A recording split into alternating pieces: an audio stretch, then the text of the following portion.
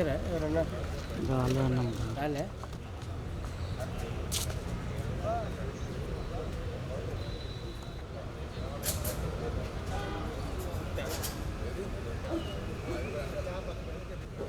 బయట కొన్నేమో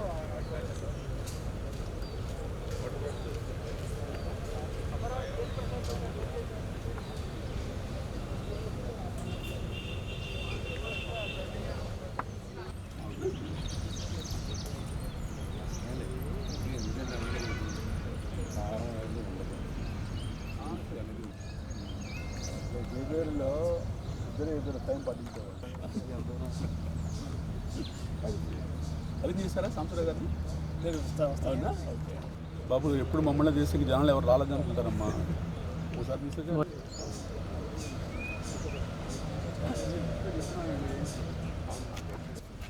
టేబుల్ पूरा उधर चेक करो, कार्डलेस ऊपर का दे दो बस.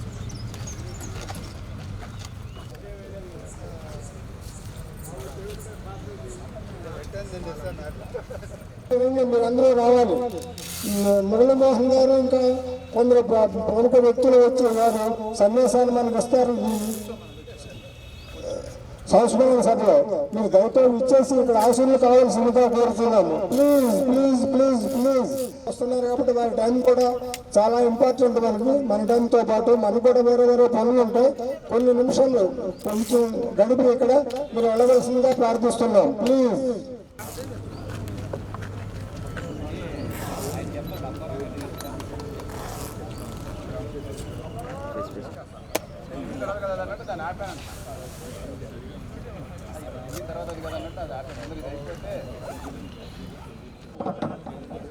Hall 1 2 3 mic testing. Hall.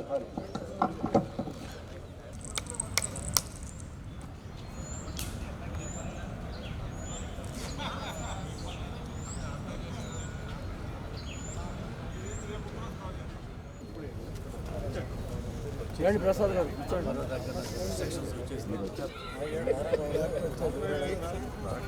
నేను వచ్చాను కాదు, మీరు వచ్చారా? మీరు అక్కడి నుంచి ఇక్కడ మార్చారా? ఈయన మేము బ్రహ్మాండ రెడ్డి పార్క్ మేస్తాం.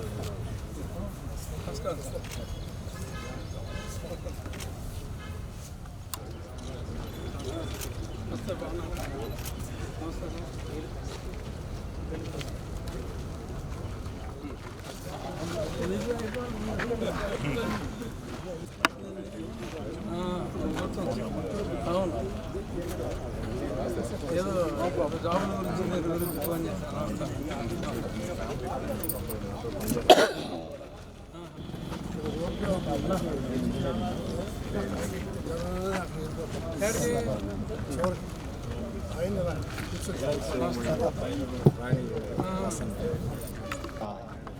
తెలుగు వాళ్ళ కీర్తి నిలబెట్టిన మహానుభావుడు రామోజీరావు గారు మరణం రాష్ట్రాలకు కాగా విశ్వానికి కూడా ఎంతో తీరని లోటు.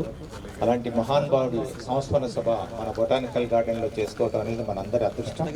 దయచేసి రావాలి, రామోజీరావు గారి గురించి వినాలి. వారొక స్ఫూర్తి. అలాంటి స్ఫూర్తి ప్రదాత విషయాలు యూత్ వినాలని మా యొక్క అభిప్రాయం. దయచేసి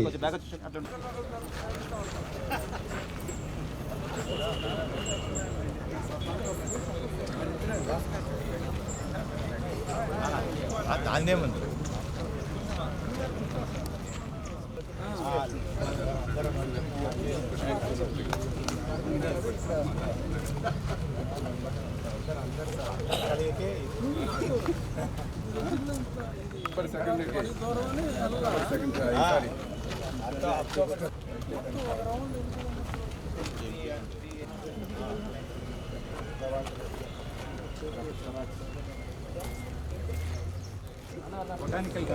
Hello, 1 2 3. Hello. Mic testing. Hello, 1 2 3.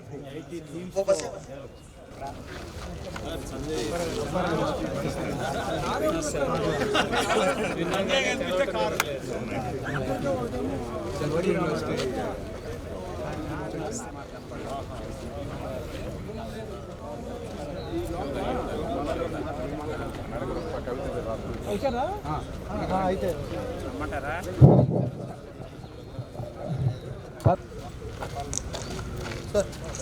ఓం శ్రీ గురుభ్యో నమః. ఓం శ్రీ సభాయ. అందరూ నిశ్శబ్దంగా ఉండవలసిందిగా కోరుచున్నాం. అందరికీ ముందుగా శుభోదయం.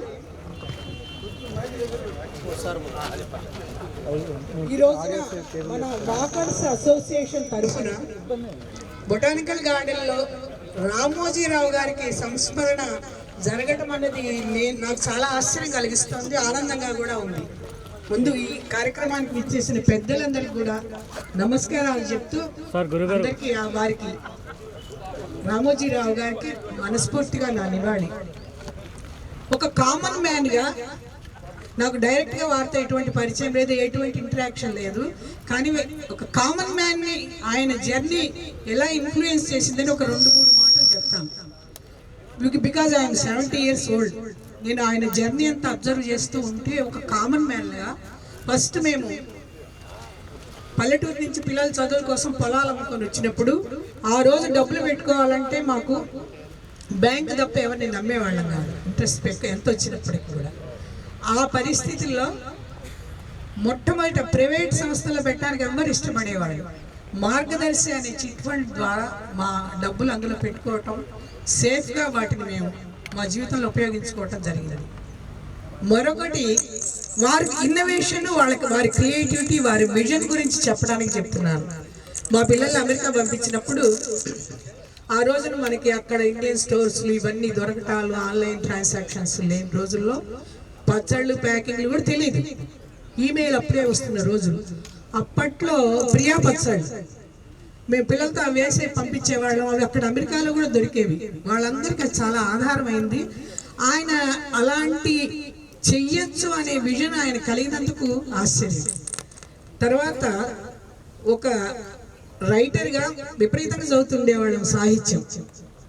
మెల్లమెల్లగా సాహిత్యం విలువలు కూడా చదవటం తగ్గిపోయి పలచబడుతున్న రోజుల్లో, ఆ రోజుల్లో ఆంధ్రప్రభ, ఆంధ్రపత్రిక, జ్యోతి, యువ బాగా మంచి విలువలతో కూడిన సాహిత్యాన్ని అందించేవి.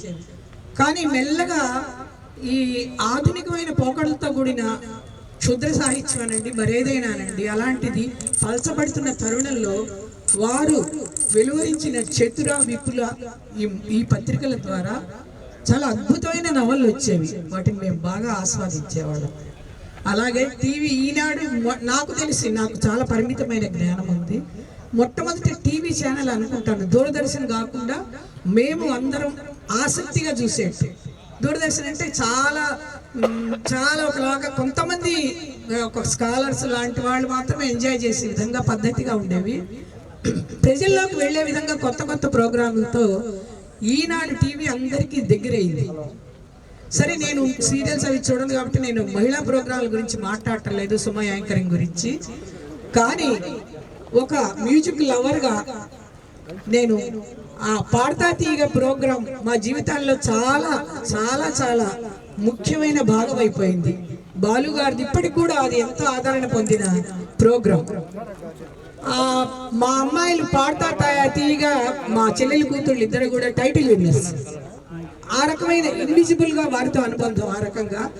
తర్వాత ఈనాడు టీవీ తర్వాత వారి మరి సినిమాలంటే మరి మాకు బాహుబలులు ఇప్పటికి కూడా, కల్కి, ఆది పురుషులు మేమంతగా రిలీజ్ చేయలేము. మాకు ఏదో ఒక మ్యాజిక్ చూస్తున్నట్టుగా ఉంటుంది.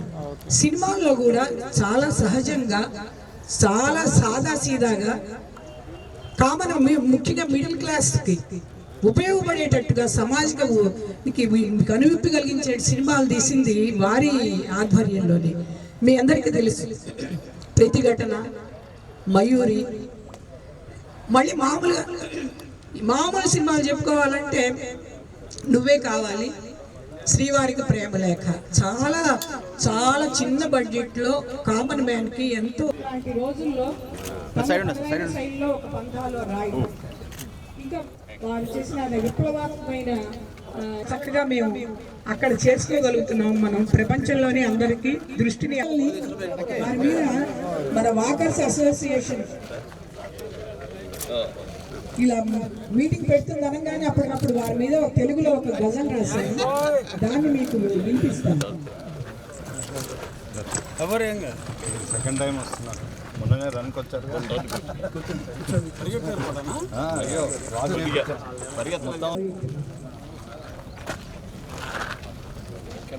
కార్యదీక్ష కర్మనిష్ట కదిలొస్తే కమనీయం, క్రమశిక్షణ పరిరక్షణ కలిసొస్తే రమణీయం, క్రమశిక్షణ పరిరక్షణ కలిసొస్తే రమణీయం, కార్యదీక్ష కర్మనిష్ట కదిలొస్తే కమనీయం, మార్గానిషొస్తే మహనీయం, మంది కొరకు పాటుపడే మనిషొస్తే మహనీయం, కార్యదీక్ష కర్మనిష్ట కదిలొస్తే కమనీయం, ఆధునికత విప్లవాలు వార్తలతో విన్యాసాలు, ఆధునికత విప్లవాలు వార్తలతో విన్యాసాలు, ఈనాడుకు హారతులను పట్టేస్తే చరణీయం, ఈనాడుకు హారతులను పట్టేస్తే చరణీయం, చతుర విపులవ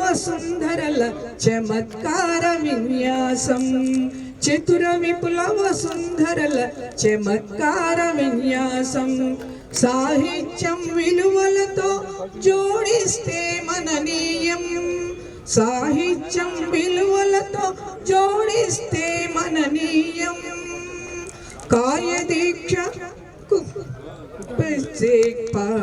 కమన్ జోడిస్తే మననీయం, పాడుతా తీయగా పాటలకు పట్టాభిషేకం, పాడుతా తీయగా పాటలకు పట్టాభిషేకం, రామోజీ బాలుతో పనిచేస్తే స్మరణీయం, రామోజీ బాలుతో పనిచేస్తే స్మరణీయం, శ్రీవారికి ప్రేమ లేఖ ప్రతిఘటన మయూరీలు, శ్రీవారికి ప్రేమ లేఖ ప్రతిఘటన మయూరీలు, సినిమాతో కనువిప్పును కలిగిస్తే తులనీయం, సినిమాతో కనువిప్పును కలిగిస్తే తులనీయం, రామోజీ ఫిల్మ్ సిటీ తలపాగ సిటీకి కుసుమా, రామోజీ ఫిల్మ్ సిటీ తలపాగ సిటీకి కుసుమ, మేధస్సుకి మార్దమాలు కలిపేస్తే ఘననీయం, మేధస్సుకు మార్దమాలు కలిపేస్తే ఘననీయం, కార్యదీక్ష కర్మనిష్ట కదిలొస్తే కమనీయం, క్రమశిక్షణ పరిరక్షణ కలిసొస్తే రమణీయం. నాకు ఈ అవకాశాన్ని ఇచ్చిన అందరికీ ధన్యవాదాలు చెప్పుకుంటూ థ్యాంక్ యూ. రామోజీరావు గారి మహావినిష్క్రమణం సందర్భంగా ఆయనకి సద్గతి కలవాలని కోరుకుంటూ ఇక్కడికి విచ్చేసిన ప్రముఖులు అందరినీ ఒక్కసారి లేచి నిలబడి ఒక్క నిమిషం మౌనం పాటించవలసిందిగా కోరుతున్నాను.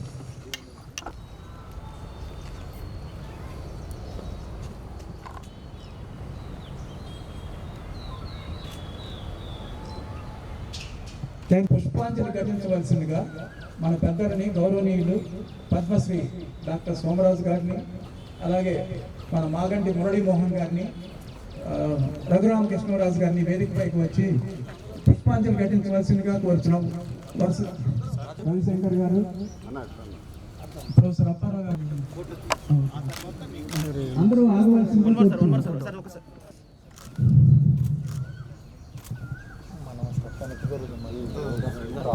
కొంచెం వెనకరండి.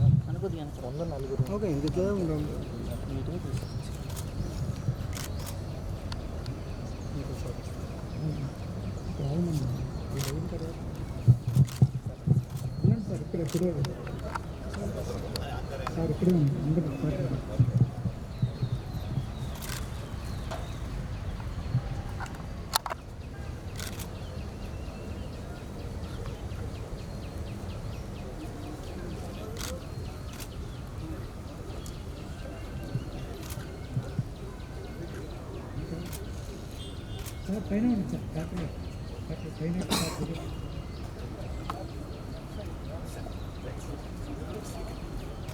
ముందుకెళ్తే నిలబెడతాం. ఒక్క నిమిషం అయ్యా అడ్డం ఉన్నా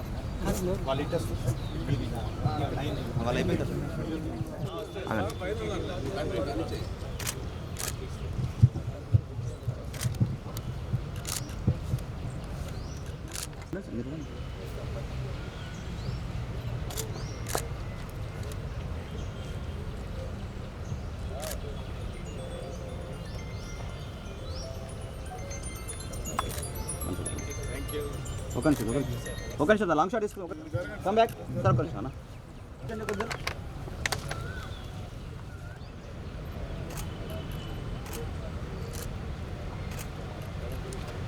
ఓకే ఓకే సార్ విచ్చేసిన అందరికీ ఆహ్వానం పలుకుతున్నాము. ముఖ్యంగా మన ముఖ్య అతిథులు మురళీమోహన్ గారికి, రఘురామకృష్ణరాజు గారికి, సోమరాజు గారికి, అట్లాగే ఈనాడు ఎడిటర్ డిఎన్ ప్రసాద్ గారికి, ఇక్కడ వైస్ ఛాన్సలర్స్గా చేసిన మన వేణుగోపాల్ రెడ్డి గారు, మన అప్పారావు గారు, ప్రొఫెసర్ అప్పారావు గారు, వీళ్ళందరికీ ఆహ్వానం పలుకుతున్నాము. రిటైర్డ్ ఐఏఎస్ మన సుబ్రహ్మణ్యం గారికి అందరికీ ఆహ్వానం పలుకుతున్నాము. అందరూ రామోజీరావు గారికి నివాళులు పుష్పాంజలి ఘటించవలసిందిగా కోరుతున్నాం. యాక్చువల్గా బొటానికల్ గార్డెన్స్ లో అందరూ వెటరాన్సే. దీంట్లో ఈనాడులో రామోజీరావు గారితో ముఖ్యంగా అనుబంధం ఉన్నది మన చలసాని మురళీకృష్ణ గారికి, అలాగే కుర్రా జానకిరామ్ గారికి, అలాగే మన అడుసుమిల్లి అప్పారావు గారికి. ఈనాడులో వాళ్ళు వర్క్ చేశారు. అలాగే క్రాంతి ఈ కార్యక్రమాన్ని ఇనిషియేట్ చేసి ఇంత అద్భుతంగా రావడానికి కారణం మనకు క్రాంతి. ఇలా ఈ కార్యక్రమాన్ని బొటానికల్ గార్డెన్లో అందరూ పెద్దలు అన్ని రంగాల్లో నిష్ణాతులైన వ్యక్తులతో ఈ కార్యక్రమాన్ని ప్రారంభించడం జరిగింది. అలాగే ఇప్పుడు మన కుర్రా జానకిరామ్ గారు నివాళులు అర్పిస్తారు. అలాగే కొన్ని మాటలు మాట్లాడతారు. ఆయనకి రామోజీరావు గారితో అసోసియేషన్ ఉంది. నా దగ్గర నుంచి వచ్చిన క్యాప్షన్ అది. నిన్న ఉదయం ఏదో మాట్లాడుతూ ఉంటే వచ్చినటువంటి క్యాప్షన్ అది. అయితే మనం ఎంత అనుకున్నా కూడా ఆయనతో ఉన్నటువంటి ఆయన నిశ్చితమైనటువంటి పరిశీలన ఎలా జరుగుతుందంటే మనం ఒక పేపర్ చదవడానికి రోజుకు ఒక అర్ధగంట కేటాయిస్తాం. ఈనాడు పేపర్ కానీ, జ్యోతి కానీ, లేకపోతే సాక్షి కానీ ఆయన ఎప్పుడు లేచి ఎప్పుడు చేసేవాళ్ళు కానీ అన్ని పేపర్లు ఉదయం చదివి 11 గంటలకి మేము డస్క్కి వెళ్ళటానికి, అంటే మేము 3 గంటలకు వెళ్ళేవాళ్ళం ఎడిటోరియల్. ఆయన 11 గంటలకి మొత్తం పేపర్లు అన్నీ చదివి కట్టగట్టేసి ఆయన కొన్ని కామెంట్స్ రాస్తూ ఉండేవాడు. మాకు కూడా మేము పేపర్ పెట్టేటప్పుడు, అంటే బ్రోమైడ్లో అతికించడం ఆ రోజుల్లో ఉండేది. అతికించేటప్పుడు సార్ దయచేసి అందరూ కూర్చోవాలి ప్లీజ్. దయచేసి ఎలా ఆయన ఆ వృత్తిని ఎలా స్వీకరించి ప్రజలకు అందజేశారనే దాంట్లో మేము అన్ని పేపర్లన్నీ చూసి చదివి అంతా అయిపోయిన తర్వాత ఓకే పేపర్ బాగానే ఉంది పంపించండి ప్రింట్కి అనేవాడు. ఒక్కొక్కరు పిలిచి అరే ఇది చూడు ఎట్లా ఉన్నాయి, అన్నీ బాగానే ఉన్నాయి అనుకునేవాడు. మాకు 11 గంటల దగ్గర నుంచి ఆయన పేపర్ అన్ని పేపర్లు, జిల్లా పేపర్లు కూడా చదివిన తర్వాత ఆయన మొత్తం అన్ని పేపర్లు ఎన్ని గంటలు చదువుతారో మనం చూస్తే మాకే ఆశ్చర్యం వేస్తుంది. మేము అసలు ఫోటో క్యాప్షన్ కిందటువంటిది ఏమన్నా తప్పులు పెట్టినా కూడా ఆ తప్పులు కూడా ఆయన రౌండ్ చేసేవాళ్ళు. ఇదిగో ఈ పేజీలో ఈ తప్పు వచ్చింది, ఈ పేజీలో ఈ తప్పు వచ్చింది అని చెప్పేసి హెడ్డింగ్ ఒకటి, ఒక్కొక్కసారి మ్యాటర్ ఒకటి ఉండేది. అది మేము అన్నీ చూసినా సరే మాకు అది తెలిసేది కాదు. కానీ ఆయన జస్ట్ స్కాన్ మేసరి కనుక తప్పు కనుక చేస్తే ఆయన దాని మీద రాసేవాడు, who is this dud please see me, who is this dud please see me. అంటే మాకు అరే మనం ఇంతసేపు చూసాం మనకే కనపడలేదు, ఈయనకి ఏంటి ఇట్లా, ఈయన ఒక పెద్ద స్కానింగ్ మిషన్ అని చెప్పేసి మేము అనుకుంటా ఉండేవాళ్ళం డెస్క్లో. అయితే 3 గంటలకి మేము డెస్క్ వెళ్ళిన తర్వాత ఇవాళ ఏమీ లేదు నా మీద అమ్మ అనుకునేవాళ్ళు. అలాంటి పరిస్థితి. అంటే నేను ఆయన గురించి ఎందుకు చెప్పానంటే వ్యాపారంలో అంత నిశ్చితంగా మనం ప్రజలకి కరెక్ట్గా అందజేస్తున్నామా, చేసేది అంటే మీరు రాసేది తప్పులు కూడా ఉన్నాయా లేవా అని ఆయన చెప్తే కానీ మనకు తెలిసేది కాదు. అలా హెడ్డింగ్లు బాగా పెడితే మాకు ఇన్సైడ్ ఆఫ్ మ్యాగజైన్ ఉండేది ఎవ్రీ మంత్. మమ్మల్ని అందరినీ అప్రిషియేట్ చేస్తూ ఉంటాడు. నిజంగా అంటే అది డెడికేషన్, వ్యాపారానికే అది డెడికేషన్.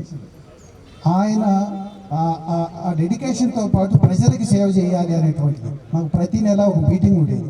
ఆ మీటింగ్లో మనం రాసిన వార్తలకి స్పందన ఎలా ఉంది, ఏమేమి జరిగినాయి, అక్కడ ఏమైనా పనులు జరిగినాయా, మీరు జిల్లా పేజీలో వార్త రాశారు, మీకు ఏమైనా ఆ పనులు జరిగినాయా లేదా అనేది మమ్మల్ని గమనించి మళ్ళీ వార్త రాస్తూ ఉంటే మనవాడు ఆయన ఇచ్చేటువంటి రిపోర్ట్లు కూడా మేము ఇచ్చేవాళ్ళం. నిజంగా అలాంటి అంటే యాజమాన్యం అంత శ్రద్ధ తీసుకొని, యాజమాన్యం అంటే మిగతా ఎడిటోరియల్స్ ఉంటారు వాళ్ళందరికంటే కూడాను ఈయన అంత శ్రద్ధ తీసుకొని పనిచేస్తున్నారంటే నిజంగా ఆయనటువంటి అలాంటి వ్యక్తి, అంటే వ్యాపారవేత్తగా అలాంటి వ్యక్తి, పత్రికా రంగంలో అలాంటి వ్యక్తి దొరకటం అనేది చాలా చాలా అరుదైనటువంటి ఇది.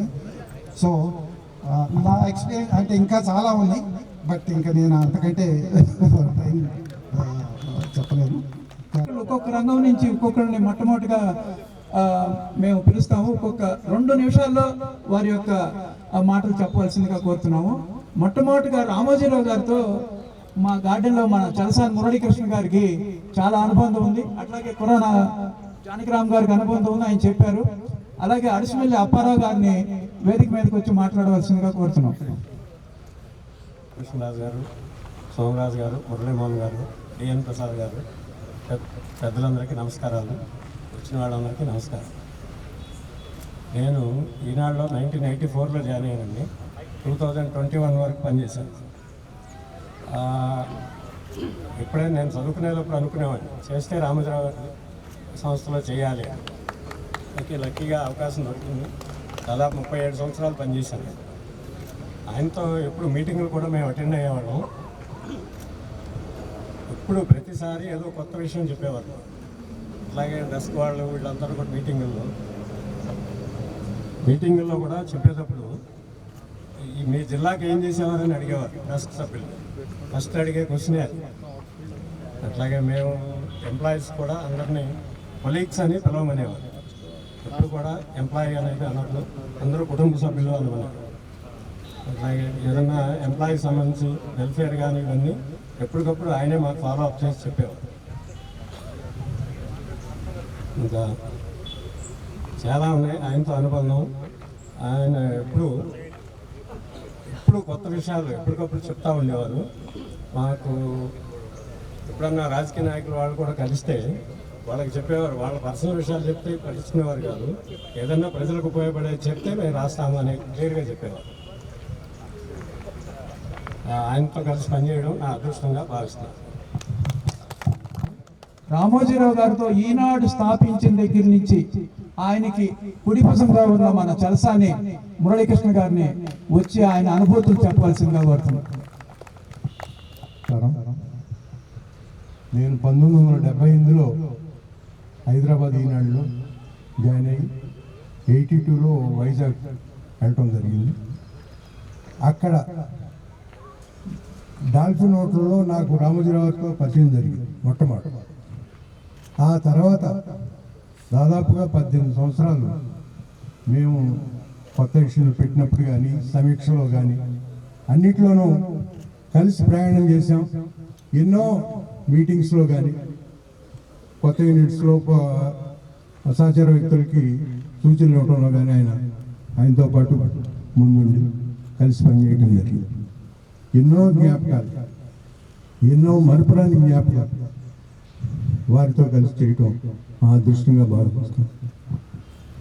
వారు ఒక్కటే చెప్పేవారు, మరణించినా కూడా మనం జీవించి ఉండాలి.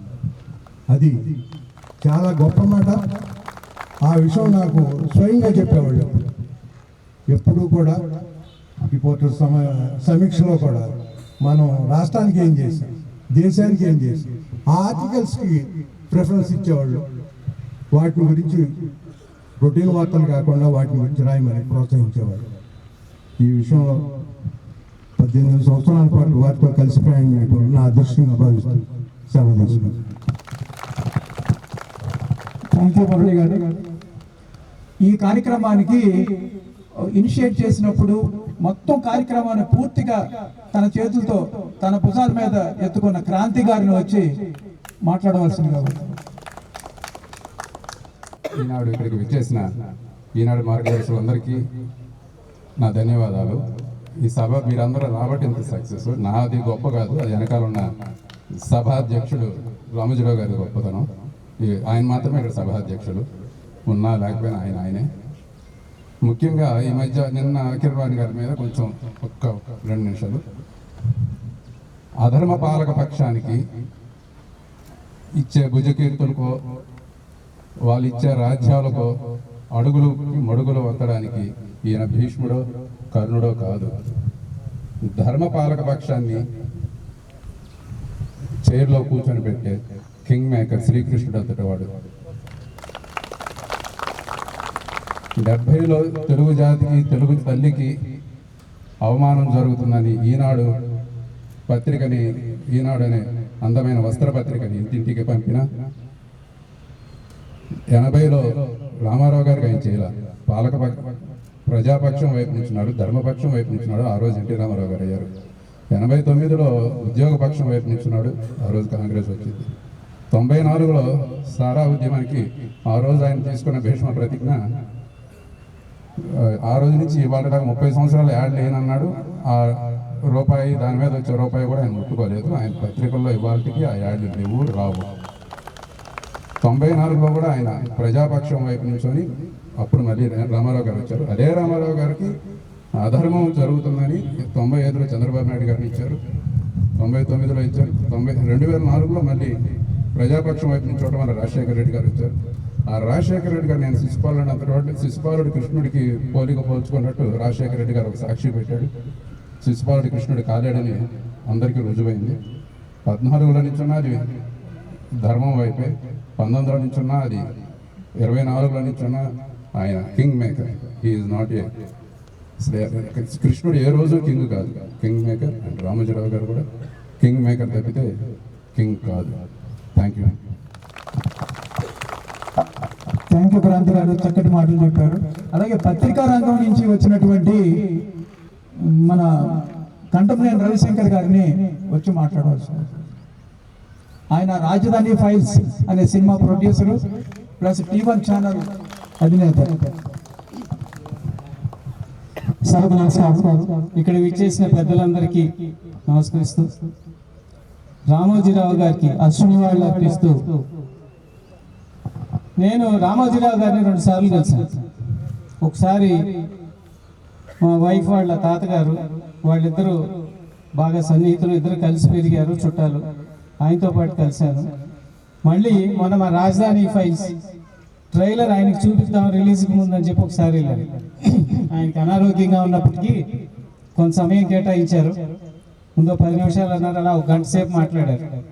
ఆయనతో పంచుకున్న ఆ క్షణాలు చాలా మధురమైన అనుభూతుల కింద చెప్పుకోవాలి. చాలా ధైర్యం చేసావయ్యా అన్నారు. అంత పెద్ద నోటి నుంచి ఆ మాట్లాడటంతోనే ఒకసారి ఒళ్ళు జలదరించింది. కానీ మొన్న శైలజ గారు వాళ్ళు ఆయన చనిపోయిన రోజు కలిసినప్పుడు అంటున్నారు, ఆయన చూసిన ఆఖరి సినిమా మా రాజధాని ఫైల్స్ అని చెప్పి. 13వ తారీఖు ఎన్నికైతే 12వ తారీఖు ఈనాడులో ప్రసారం అయింది. సో ఆయన వంతుగా ఆయన ఏం చేయాలో ఒక దుష్ట పరిపాలన అంతం చేయడానికి చేశారు. అలాగే ఒక చిన్న 2-3 మధుర జ్ఞాపకాలు నెమరు వేసుకుని నేను సెలవు తీసుకుంటాను. నేను 99లో తెలుగు వన్ స్థాపించినప్పుడు మొట్టమొదటిసారిగా అన్నపూర్ణ పిక్చర్స్ అధినేత దుక్కిపాటి మధుసూదన్ రావు గారిని కలిశాను. ఆయన సినిమాలు కొనాలి అంటే అప్పటికి ఇంటర్నెట్లో సినిమాలు చూడవచ్చు అని చాలా కొద్ది మందికి మాత్రమే తెలుసు. భారతదేశంలో మొట్టమొదటి సంస్థ మా తెలుగు వన్. అలా ఆయన దగ్గరికి వెళ్ళినప్పుడు, ఏంటి ఇంటర్నెట్ ఏంటి, నువ్వు ఈ సినిమాలు కొంటున్నావు, నువ్వు చూస్తే ఒక రైతు పెట్టిన అంటున్నావు, డబ్బులు ఏమి నాశనం చేసుకోవు కదా. రామోజీరావు గారు కూడా నా దగ్గరికి ఏదో శాటిలైట్ అని చెప్పి ఆ రోజుల్లో వస్తే నా సినిమాలన్నీ ఆయనకి ఇచ్చాను. అలాగే నువ్వు కూడా ఆయనలాగా సక్సెస్ కావాలని చెప్పి ఆయన నన్ను ఆ రోజు ఆశీర్వదించారు ఆయన సినిమాలు నాకు ఇస్తూ. అవి నాకు మనసులో నాటుకుపోయి ఆ మాటలు. మా జర్నలిస్టులకు కానీ మా ఆఫీస్లో ఉన్న స్టాఫ్ అందరికీ చెప్పేది ఏంటంటే, ఎప్పుడైనా సరే మనం ఏం రాస్తాం, ఏం పబ్లిష్ చేస్తాం అనేది ఈనాడుని ఒక బైబిల్గా తీసుకోండి, ఈనాడుని ఒక ఎగ్జాంపుల్గా తీసుకోండి. జర్నలిజం అంటే ఎలా ఉండాలి, జర్నలిస్ట్ విలువలు ఎలా ఉండాలి, అలా దానికి అనుగుణంగా వెళ్ళండి, కానీ ఆ హద్దులు దాటి మాత్రం వెళ్ళొద్దని. అలా ఈనాడు అనేది ఒక స్టాండర్డ్స్ ఆయన సెట్ చేసి తెలుగు జాతికి అందించినటువంటి అద్భుతమైన జర్నలిజం అయినా, తెలుగు అక్షరం బ్రతికున్నంత కాలం ఆయన మనందరిలోనూ ఉంటారని చెప్పి అందరికీ తెలియజేస్తూ, నాకు ఈ అవకాశం ఇచ్చిన ప్రజలందరికీ ధన్యవాదాలు తెలియజేసుకుంటూ సెలవు ఇస్తున్నాను. థ్యాంక్ యూ రవిశేఖర్ గారు. పత్రికా రంగం నుంచి వచ్చిన ప్రముఖులతో మొట్టమొదట మాట్లాడిస్తున్నాము. అలాగే మన TV5 నుంచి మన సాంబశివరావు గారు వచ్చారు, వారిని మాట్లాడవలసిందిగా కోరుచున్నాం. తర్వాత ఈనాడు నుంచి మన రామారావు గారిని ఒక్క నిమిషం మాట్లాడవలసిందిగా. ఈ కార్యక్రమానికి వచ్చిన పెద్దలందరికీ నమస్కారాలు. రామోజీరావు గారుతో నాకు 1993 నవంబర్ 27వ తారీఖున ఫస్ట్ టైం ఆయన కలవటం. నేను సర్క్యులేషన్ డిపార్ట్మెంట్లో పనిచేస్తూ ఉండగా అనంతపూర్ యూనిట్కి గతంలో అనేక మంది వెళ్ళి వెనక్కి వచ్చారు. ఆ టైంలో ఎవరైనా ఒక్కరు మంచి వాళ్ళని పంపిస్తే బాగుంటుందని ఆ మార్నింగ్ నన్ను సెలెక్ట్ చేసి సాయంత్రానికి నన్ను ఆఫీస్ నుంచి రిలీవ్ చేశారు. అప్పటికి రామోజీరావు గారిని కలవాలనేటువంటి నాకు ఎప్పుడు ఒక డ్రీమ్ అన్నమాట.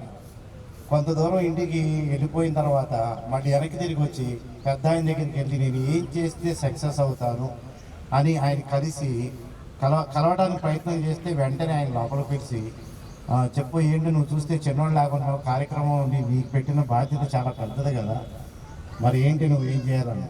సార్ ఆ విషయమే నేను మీతో మాట్లాడాలనుకున్నప్పుడు ఆయన నాకు ఒకే ఒక్క లెసన్ చెప్పారు, అది అందరికీ కూడా ఉపయోగపడదు. ఏం లేదు బాబు, నువ్వు సక్సెస్ అవ్వాలంటే నిరంతరం నువ్వు చేసే పని మీద ఒక్క నిద్రపోయేటప్పుడు తప్ప, అన్నం తినేటప్పుడైనా సరే, స్నేహితులతో మాట్లాడేటప్పుడైనా సరే, స్నానం చేస్తున్నప్పుడైనా సరే, ఒక్క నిద్రపోయేటప్పుడు తప్ప మిగతా టైం అంతా నీ పని మీద లగ్నం చేసి నువ్వు ఖచ్చితంగా నువ్వు దాని మీద శ్రద్ధగా పనిచేస్తే సక్సెస్ నీ అంటే ఉంటుంది అని చెప్పిన ఒక్క పదం నా జీవితంలో ఇవాళ నేను కొన్ని వందల కోట్ల రూపాయలకు వారసుడిగా ఎదగడానికి ఆయన ఇచ్చిన ఒక్కటే ఒక్క మాట. నేను వెళ్ళి అనంతపూర్ యూనిట్కి వెళ్ళిన వెంటనే ఫస్ట్ 3 monthsలో నేను అన్ని యూనిట్లో కలెక్షన్స్లో ఫస్ట్ వచ్చాను. ఆయన 3 నెలలకి మీటింగ్కి వచ్చారు. వచ్చి చూసి ఇది నిజమైందేనా కలిగి నువ్వు చేసినటువంటి ఆ రిజల్ట్స్ అని అడిగారు. అవునండి అన్న. నెక్స్ట్ టైం కూడా ఇదే వస్తే అప్పుడు నేను అప్రిషియేట్ చేస్తానన్నా. నెక్స్ట్ టైం కూడా కలెక్షన్స్ సర్క్యులేషన్లో కూడా గ్రోత్ వచ్చారు. నేను ఈనాడులో ఉన్నంత వరకు నేను కూర్చున్న ఏ యూనిట్ అయితే చూశానో ఆ యూనిట్ ఎప్పుడు ఫస్ట్లోనే ఉంచాను. అదే నాకు ఆయన ఇచ్చిన వరం. ఆ వరంలో ఒకరోజు నా పెళ్ళికి, అప్పుడు నా పెళ్ళి కూడా కాలేదు, నా పెళ్ళని ఆయన పెద్ద ఆయన దగ్గరికి తీసుకెళ్ళి కార్డు ఇచ్చాను. శనివారం రోజు ఆదివారం రోజు ఆయన రామోజీ ఫిలిం సిటీ అప్పుడు డెవలప్ చేస్తున్నారు. ఆయన ఎవరికి అపాయింట్మెంట్ ఇచ్చేవాడు కదా, ఎంత పెద్ద విఐపీలకు కూడా. అట్లాంటిది కార్డు చూసి, రాముడు నువ్వు శనివారం పెట్టుకున్నావు, నువ్వు ఈ సంస్థకి ఏం చేసావో నాకు తెలుసు, ఇప్పుడు నేను గ్రాటిట్యూడ్ చూపించే సమయం వచ్చింది కాబట్టి పెళ్లికి వస్తానని రామోజీ ఫిలిం సిటీలో మధ్యాహ్నం 12 గంటలకు కారు వేసుకొని గన్నవరం పక్కన ఉన్న పెదవటిపల్లి వచ్చి రాత్రి 11ంటికి నా పెళ్లికి ముహూర్తం దాకా ఉండి అక్షంతలేసి వెళ్ళిన మహానుభావుడు. ఒక సంస్థలో ఒక ఉద్యోగం చేసి ఒక చిన్న వ్యక్తిని కూడా ఎలా ఆదరించాలి అని ఈ సమాజానికి నాలాంటి వాళ్ళందరికీ ఆయన ఇన్స్పిరేషన్. ఒక్కటి చెప్తున్నాను, నా జీవితంలో నేను చూసిన ఎన్నో సంస్థలు చూశాను. నేను MBA గ్రాడ్యుయేషన్ చేశాను పూనా లాంటి యూనివర్సిటీలో. ఏ రోజు ఆయన ఉన్న సంస్థల్లో ఎంత ఖచ్చితంగా ఉంటారంటే 30వ తారీఖు జీతం ఇవ్వనటువంటి ఒక్క నెల కూడా లేదని చెప్పడానికి గర్వపడుతున్నాను. నేను ఇన్ని లక్షల కోట్ల వ్యాపారం చేసిన రామోజీరావు గారికి ఒక చెక్కు బౌన్స్ లేదు. ఈ రోజు అన్ని నెట్లు వచ్చినాయి, అన్ని కంప్యూటర్లు వచ్చినాయి, కానీ మాన్యువల్గా చేసేటువంటి ఆ సంస్థలు అన్నిటిలో మయూరి ఫిలిమ్స్ ఉంది, అట్లాగే డిస్ట్రిబ్యూషన్ ఉంది, మార్గదర్శి చిట్ ఫండ్ ఉంది, మార్గదర్శి ఫైనాన్స్ ఉంది, అట్లాగే ఈనాడు ఉంది, రామోజీ ఫిలిం సిటీ ఉంది, అనే మా ప్రియా పికిల్స్ ఉన్నాయి, అన్నదాత ఉంది, విప్లవ ఉంది, చిత్ర ఉంది, ఇలా చెప్పడానికి డాల్ఫిన్ హోటల్స్ ఉన్నాయి.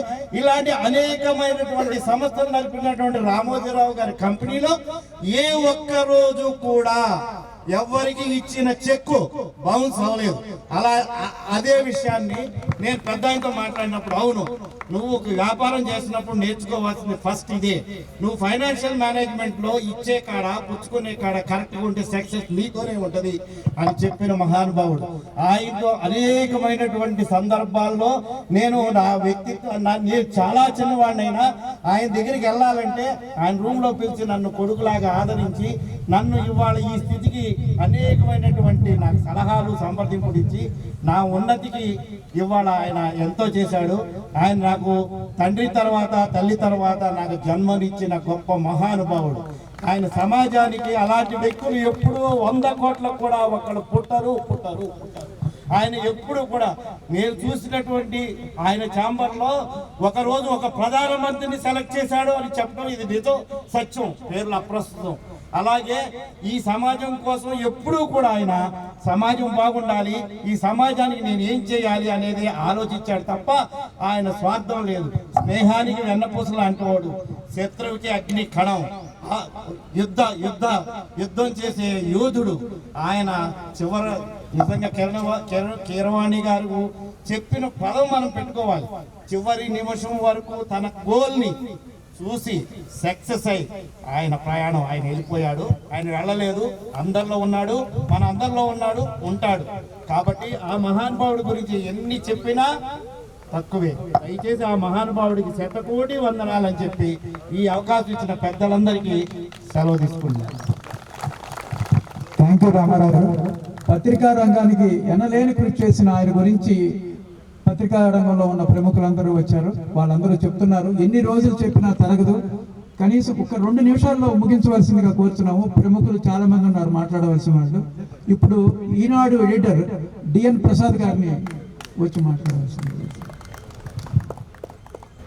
ఆశీనులైన విశిష్ట వ్యక్తులందరికీ వందనం. చైర్మన్ గారితో 435 సంవత్సరాలు ఆయన నన్ను ఇంటర్వ్యూ చేసి తీసుకున్నారు. ఒక సామాన్యుడు అసామాన్యుడిగా మారటానికి ఉండాల్సిన లక్షణాలు క్రమశిక్షణ, సమయపాలన, పట్టుదల, లా ఆఫ్ ద ల్యాండ్, ఏదైతే చట్టం ఉందో ఆ చట్టాన్ని గౌరవించడం, ఈ 4 లక్షణాలు పుచ్చుకున్న వ్యక్తి చైర్మన్. ఇక్కడ అటువంటి వాళ్ళు చాలామంది ఉన్నారు.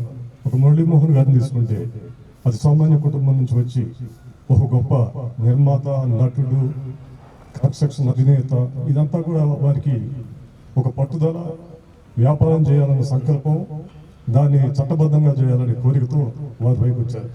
అంటే ఒక రఘురామకృష్ణరాజు గారు, ఒక సోమరాజు గారు, ఇటువంటి వారంతా ఒక సామాన్యమైన కుటుంబం నుంచి పైకి వచ్చినారు. అటువంటి వ్యక్తి రామోజీరావు గారు. రామోజీరావు గారు ఐఐటీలో చదవలేదు, ఏదో గొప్ప చదువులు చదవలేదు. ఆయన సాధారణ విద్యార్థి. కాకపోతే చాలా చిన్నతనం నుంచి కూడా ప్రతి విషయాన్ని సునిశ్చితంగా చూడటం, అర్థం చేసుకోవటం, ఆకలింపు చేసుకోవటం, దాన్ని పాటించడం, దాన్ని ఎగ్జిక్యూట్ చేయడం, ఈ లక్షణాలు గొప్పగా ఉన్న వ్యక్తి. అందుకని ఆయన ఒక అసామాన్యుడిగా మారాడు. ప్రతి సామాన్యుడు కూడా ఈ లక్షణాన్ని కనుక పాటించగలిగితే అసామాన్యుడిగా మారటంలో ఎటువంటి అడ్డంకులు ఉండవు. అది ఆయన నుంచి నేర్చుకోవాలి. 1-2 చిన్న విషయాలు చెప్తాను. ఆయన చేసే ప్రతి వ్యాపారం కూడా చట్టబద్ధంగా, ప్రజాహితంగా ఉండాలని కోరుకున్నాడు. చాలా డబ్బులు వచ్చే వ్యాపారాన్ని మేము సరదాగా అనుకునేవాళ్ళం. ఇన్ఫోసిస్ నారాయణమూర్తి గారి దగ్గర 10,000 ఈ రోజుల్లో చైర్మన్ గారి దగ్గర 100 కోట్ల రూపాయల నిల్వ ఉంది. మేము ఐటీలో పోలేదు, ఎందుకంటే ఆ వ్యాపారం పట్ల ఆయనకి అంత నాలెడ్జ్ లేదు. ఇంకోటి, మేము చాలాసార్లు అనుకునేవాళ్ళం, రామోజీ ఈజ్ ఏ బ్రాండ్. వారి పేరు చెప్తే ఏ ఉత్పత్తి అయినా కళ్ళు మూసుకొని జనం కొంటారు. అందుకని నిర్మాణ రంగంలో పోవాలని కోరుకుంటే మనకి రియల్ ఎస్టేట్ పడదాయా అని చెప్పారు. అందుకని ఏ వ్యాపారం చూసినా ప్రజాహితం ఉందా లేదా అనేది ఆయన ఇదిగా ఉండేది. కొన్ని 100,000 మీటింగ్లో మేము పార్టిసిపేట్ చేశాం. ప్రతి ఒక్కరిని కూడా మాట్లాడమని ప్రోత్సహించేవారు. నీకేం ఐడియాస్ లేవా, నీ బుర్రలో ఏమి ఆలోచన లేవా, ఖాళీగా వచ్చావా, ఈసారి మీటింగ్కి వచ్చేటప్పుడు కొత్త ఆలోచనతో రా అనేవాడు. ప్రతిదాన్ని కొత్తగా చూడడం అనేవాడు. ఆయన చెప్పే ఒకే ఒక మాట, change is the permanent thing in the world. ప్రతిదీ కూడా మారుతూ ఉంటుంది, మారేదాన్ని అబ్జర్వ్ చేయండి అనేవాడు. మేము ఇప్పుడు పత్రికా రంగంలో ఉన్న ఆయన 84 సంవత్సరాల నుంచి వయసు నుంచే లాస్ట్ 3 years అయితే మరి ప్రింట్ అనేది దాదాపుగా డిజపీర్ అయిపోయే రోజులు వచ్చేసాయి. మీరు మారడానికి ఏం చేస్తే బాగుంటుంది, ఈనాడు కలకాలం ఉండాలి. ఎందుకు ఉండాలంటే ప్రజాపక్షంగా ఉండాలి కనుక. అందుకని డిజిటల్ మాధ్యమంలో మనం ఏం చేయగలం, డిజిటల్ వరల్డ్ అనేది ఒక కేకరంగా ఏది ఎటు పోద్దో ఎటు వస్తుందో, ఏ వార్త రైటో ఏ వార్త తప్పో ఏది కరెక్ట్ కాదు, అటువంటి దాంట్లో ఒక విశ్వసనీయంగా ఉండటానికి మీ ఆలోచనలు ఏమిటి అని చెప్పేసి నిరంతరం మమ్మల్ని చేంజ్ చేస్తూ ఉండేవాళ్ళు. ఆల్మోస్ట్ చేంజింగ్ ప్రతి మీటింగ్లో కూడా మనం ఎలా మారాలి అని. ఇంకొక చిన్న విషయం చెప్పి ముగిస్తాను. ఆయన పచ్చళ్ళ వ్యాపారం స్టార్ట్ చేసిన రోజుల్లో మరి భారతదేశంలో అసలు పచ్చడి పెట్టుకుని ఇల్లు ఉంటుందా, ఉండదే. మరి ఈ వ్యాపారం ఎలా సాగుతుంది, దీనిలో డబ్బులు ఎలా వస్తాయి, ఈయన చాలా ఎక్స్పెరిమెంట్ చేస్తున్నాడే అని చెప్పి చాలామంది ఆయన కొద్దిగా నిరాశపరిచిన సందర్భాలు ఉన్నాయి. కానీ అసలు ఈ పచ్చళ్ళు అనేది ప్రపంచంలో ఎక్కడెక్కడ ఉన్నాయి అని తీస్తే మరి ఒక భారతదేశం తప్పితే మిగతా దేశాల్లో చాలా అరుదు. అటువంటిది ఆ వ్యాపారం పెట్టిన తర్వాత ఇప్పుడు 150 దేశాలకి పచ్చళ్ళు వెళ్తున్నాయంటే నమ్మగలరా? అది ఒక దార్శనికత అనేది చాలా ముఖ్యం.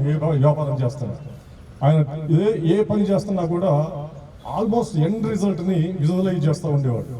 ఈ వ్యాపారం ఈ కాలంలో ఇంతవరకు మారుద్ది అని చెప్పేసి. ఇంకొక చిన్న మాట, ఆయన పత్రికా రంగంలోకి వచ్చేటప్పటికి జర్నలిజం అనేది ఆకాశ మార్గంలో విహరిస్తూ ఉంటాం. అటువంటి జర్నలిజాన్ని జుట్టు పట్టుకొని కింద తీసుకొచ్చి సామాన్యుడి గురించి దగ్గర కూర్చోబెట్టాడు. సామాన్యుడి కష్టం వార్త, నష్టం వార్త, దుఃఖం వార్త, వేదన వార్త ఢిల్లీ వార్త కాదు, అమెరికా వార్త కాదు, హైదరాబాద్ వార్త కాదు, సామాన్యుడి కష్టం వార్త. దానితో ఆయన జర్నలిజాన్ని లోకలైజ్ చేయగలిగాడు. చేసి ఇవాళ మేమున్నాం నీకు తోడు కానీ మేము కాలం నడుపుతూ ఉంటాం మా జిల్లా పేరు. అదేమిటంటే చాలా చిన్న గ్రామాల్లో ఉన్న చిన్న సమస్యలను ఎవరు అడ్రస్ చేయాలా. ఒక రఘురామకృష్ణరాజు మాట్లాడితే రాష్ట్ర వార్త, మరి ఒక చంద్రబాబు నాయుడు మాట్లాడితే రాష్ట్ర వార్త. కానీ ఒక సామాన్యుడు పడే కష్టం వార్త, ఆ కష్టాన్ని ఎలా బయట తీసుకోవాలి, మేమున్నాం మీకు తోడుగా అనేది అదే. ఈ రోజు కూడా ప్రతి నెల 2 రాష్ట్రాల్లో 3000 సమస్యలు పరిష్కారం అవుతూ ఉన్నాయి. దాన్ని అధికారుల దగ్గర తీసుకెళ్ళటం, ఫాలో అప్ చేయటం, ఎగ్జిక్యూట్ చేయటం. ఆ సమస్యల్లో 50,000 నుంచి 5-10 కోట్ల రూపాయలు వెచ్చించగలిగే సమస్యలు ఉన్నాయి.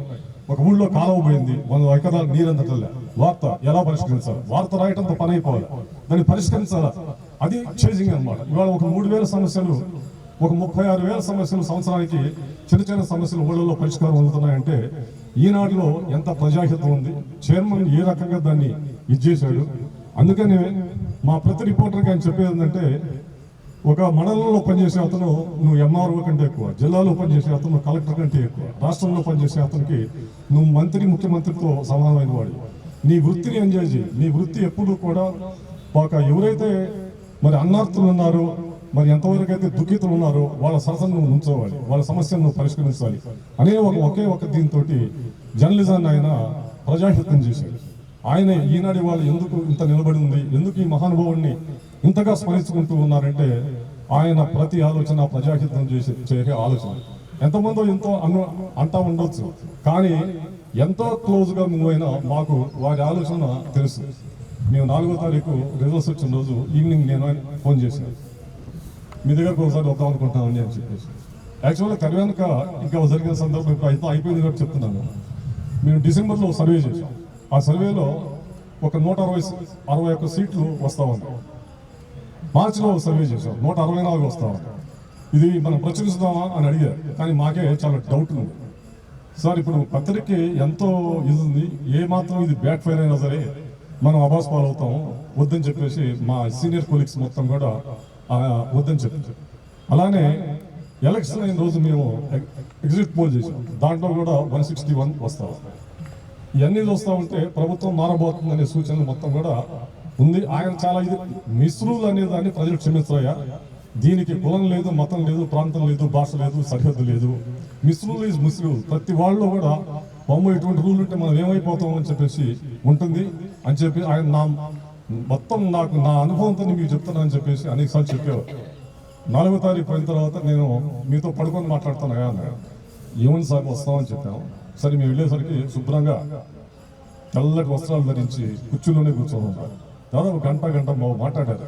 This presence of mind was excellent. అసలు మేము ఊహించలేదు 3 రోజులు ఇంత జరిగిపోద్దని. అంత గొప్పగా మేము వెళ్ళిన తర్వాత ఎటువంటి భావోద్వేగాలు లేవు. మిశ్రుల్ని భరించలేనని చెప్పారు కదా, అదే జరిగింది కదా. ఇప్పటి నుంచి ఇంకా బాధ్యతగా మనం మెలగాల్సింది, ఇంకా బాధ్యతలుగా ప్రజల పక్షాన మనం నిలబడాల్సి ఉంది. ప్రజాహితము ప్రజాపక్షమే ఈనాడు ధ్యేయం. దాన్ని గుర్తుపెట్టుకొని మెలగండి అన్నారు. 5వ తారీఖు ఆయన హాస్పిటలైజ్ అయ్యారు. మళ్ళీ వారి మాటలు లేదు.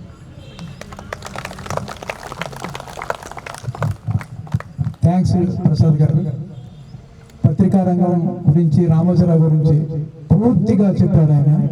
ఇప్పుడు విద్యారంగంలో ఉన్న ప్రముఖుల్ని మాట్లాడవలసిందిగా కూర్చో.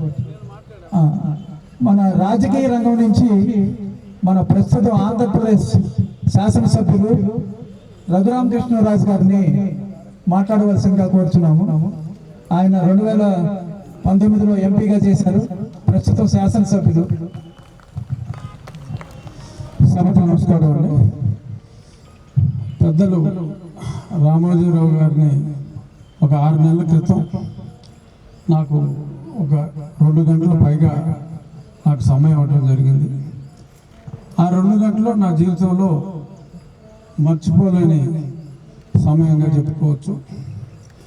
ఒక అరాచక పాలనపై అక్షరమే ఆయుధం అని చెప్పి మనం చాలామంది గురించి మాట్లాడుకోవచ్చు. కానీ నిజంగా ఆయన చివరి 2 సంవత్సరాలు అయితే చెప్పాలి అంటే ఆయన అక్షరాలతో చీల్చి చెండాడారు.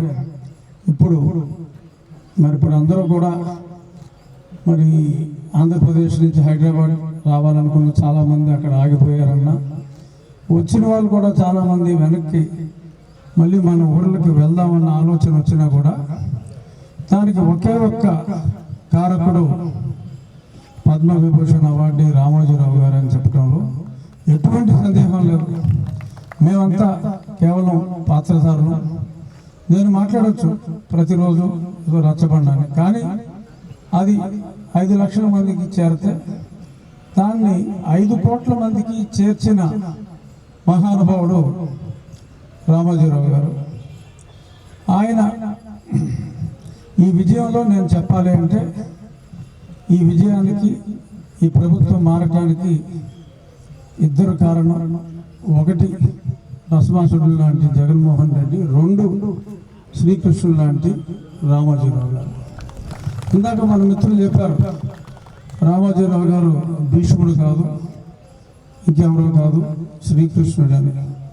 శ్రీకృష్ణుడు అన్నమాట నిజమే, కానీ ఆయన కోరుకున్న సమయం వచ్చే వరకు ఓడించాలి అని అనుకున్నారు.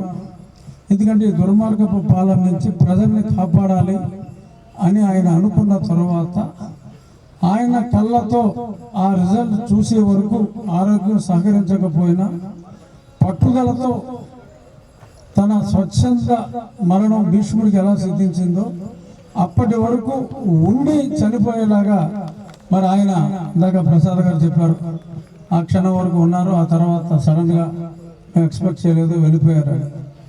ఆయన ఒక కర్తవ్యం కోసం, మామూలుగా మనం చెప్తూ ఉంటాం, ఒక రావణాసురుడిని అంతం చేయడానికి రాముడు పుట్టాడని, ఇంకెవరో నరకాసురుడిని అంతం చేయడానికి కృష్ణుడు పుట్టాడని మనం అనుకుంటే, మరి వాళ్ళ ఈ అరాచక పాలన చాలామంది మేము అంతా జగనాసురుడు అనుకుంటూ ఉండేవాళ్ళం. మరి దాన్ని అంతమందించడానికి పుట్టిన అవతారం రామోజీరావు గారు అని చెప్పి, ఆయనకు భగవంతుడి మీద నమ్మకం ఉన్నా లేకపోయినా ఆ అవతారం రామోజీరావు గారు అనేది నా విశ్వాసం. ఆయన పరంపర కిరణ్ గారు, మా ప్రసాద్ గారు, ఇలా వీళ్ళందరూ కూడా.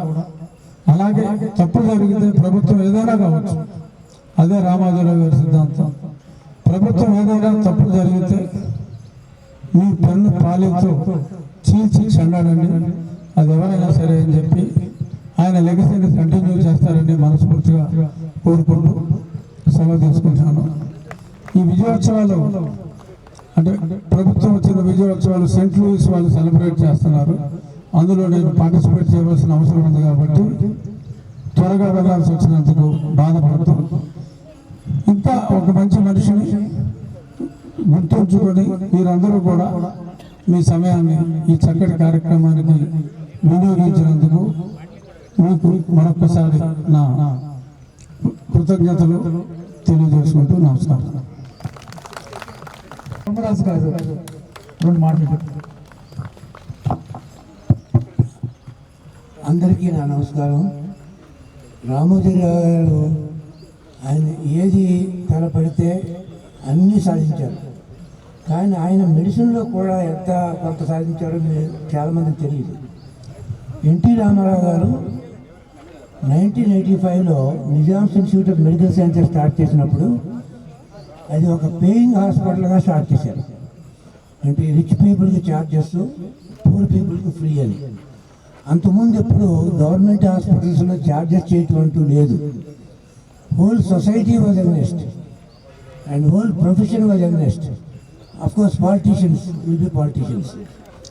సో అటువంటప్పుడు రామోజీరావు గారు ఆ ఇన్స్టిట్యూషన్ ఎంత సపోర్ట్ చేశారంటే డైలీ మా మీద అన్ని పేపర్లు ఎగ్నెస్ట్గా వచ్చాయి. కాకర సుబ్బారావు మా డైరెక్టరు, మేము అప్పుడు డీన్ గాను కార్డియాలజిస్ట్గా ఉండేవాడిని.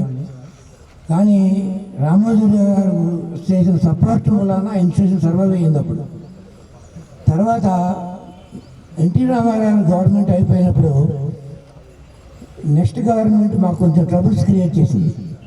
అప్పుడు నేను నిజామ్స్ నుంచి బయటకు వెళ్ళిపోదాం అనుకుంటుంటే ఆయన నన్ను పిలిచి, మీరు బయటికి వెళ్ళొద్దు, నేను సపోర్ట్ చేస్తాను మీకు, వాళ్ళ సంగతి నేను చూసుకుంటా అన్నారు. లేదండి పాలిటీషియన్స్తో పెట్టుకోకూడదు, మన మెడిసిన్ టైం వేరు వీళ్ళతో వేరు.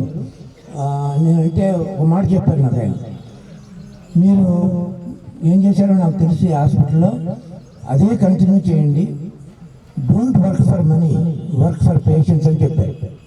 తర్వాత ఆయన ఇంకొకటి చేశారు. మీరు ఈనాడు కార్టూన్స్ శ్రీధర్ పేరు ఎవరికైనా గుర్తుందా? ఇక్కడ ఈ లాఫింగ్ క్లబ్ పెట్టిన సభకి శ్రీధర్ లేకపోవడం తప్పండి. శ్రీధర్ ఉండాలి. ఎందుకంటే అది ఫస్ట్ పేపర్ తెలవగానే శ్రీధర్ కార్టూన్ చూడటం మనందరికీ అలవాటు. తర్వాత ఇంకోటి ఏం జరిగిందో తెలిసిన ఆ రోజుల్లో ఈనాడు పేపర్ రాకముందు ఈ తెలుగు రాష్ట్రాల్లో ఎవరికి మోషన్ అయ్యేది కాదు. కానీ శ్రీధర్ కార్టూన్స్తో మోషన్ బ్రహ్మాండంగా అయ్యేది. కాన్స్టిపేషన్ ఎరాడికేట్ చేశారు రామోజీరావు గారు శ్రీధర్ కలిసి. తర్వాత ఇంకోటి కూడా చూస్తున్నాను ఈ రోజుల్లో, లాస్ట్ అంతకంటే ఎక్కువ మాట్లాడను, వదిలేస్తాను. మన శాసనసభలు, పార్లమెంట్లు ఇవన్నీ చూస్తున్నాం కదా ఇప్పుడు. తర్వాత ఈ సభలు కూడా చూస్తున్నాం, టీవీలో ఇంటర్వ్యూ చూస్తున్నాం. ఒకళ్ళు తిట్టుకునే చెట్లు మన చెవులు మూసుకోవాలి, కళ్ళు మూసుకోవాలి. ఇప్పుడు ఒక సెన్స్ ఆఫ్ హ్యూమర్ అనేది అసలు లేదు ఇప్పుడు శాసనసభలో. ఆ రోజుల్లో పిల్లి మోడీ గారు అటువంటి వాళ్ళు ఉండేవారు. పిల్లి మోడీ గారు ఒకసారి ఇందిరాగాంధీ గారు ఆకాశానికి రాకెట్ పంపించామని చెప్పి అనౌన్స్ చేశారు పార్లమెంట్లో. పిల్లి మోడీ గారు లేచి ఆకాశానికి అది పంపించారు, చాలా బాగుందమ్మా, కానీ మనకు టెలిఫోన్స్ ఎప్పుడు బాగుపడతాయో చెప్తారా అని అడిగారు. అందుకని మన శాసనసభలోనూ మన పాలిటీషియన్స్ కొంచెం హ్యూమర్ నేర్చుకుంటే మనందరం చాలా సంతోషిస్తాం. Thank you sir. సోమరాజు గారు thank you very much sir. మీరు మీ విలువైన సమయాన్ని, ఎంతో వాల్యుబుల్ టైము మీరు ఇక్కడ రామోజీరావు గారి సంస్కరణ సభకు వచ్చినందుకు ధన్యవాదాలండి. ఆయన చాలా ప్రముఖ వైద్యులు, పద్మశ్రీ. ఆయనకి టైం ఈజ్ మనీ కూడా కాదు, time is very very valuable. అట్లాంటి వ్యక్తి రామోజీరావు గారి కోసం వచ్చి ఆయన నివాళులు అర్పించారు. ఆయనకి అందరి వాకర్స్ అందరి తరఫున ధన్యవాదాలు తెలియజేస్తున్నాము. అలాగే ఇప్పుడు విద్యారంగం నుంచి మన ప్రొఫెసర్ పొదిలి అప్పారావు గారు, మన former vice chancellor university of Hyderabad, ఆయన వచ్చి మాట్లాడవలసిందిగా కోరుతున్నాం. సభ ద్వారా పెద్ద మనిషి, గొప్ప మనిషి రామోజీరావు గారికి నివాళులు అర్పించే అవకాశం కలగటం చాలా గొప్ప విషయంగా భావిస్తూ ఉన్నాను. ఎక్కువ సమయం తీసుకోకుండా రెండు విషయాలు మాట్లాడతాను. ప్రసాద్ గారు చాలా వివరంగా చెప్పారు రామోజీరావు గారి గురించి. నా ఆలోచన దాని చుట్టూతోనే పరిభ్రమిస్తూ ఉంది.